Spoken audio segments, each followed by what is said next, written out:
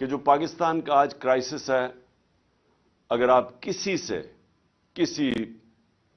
Economist سے پوچھ لیں، کسی جو پولیٹیکل اکانومی سمجھتا ہے اس سے پوچھ لیں، اس ملک کی تاریخ میں اتنا بڑا کرائسس نہیں آیا جو آج آ چکا ہے. اور یہ کرائسس مینوفیکچر کیا گیا ہے، یہ نیچرل کرائسس نہیں ہے. یہ ایک آدمی نے فیصلہ کیا رجیم چینج کرنے کا، سازش کی،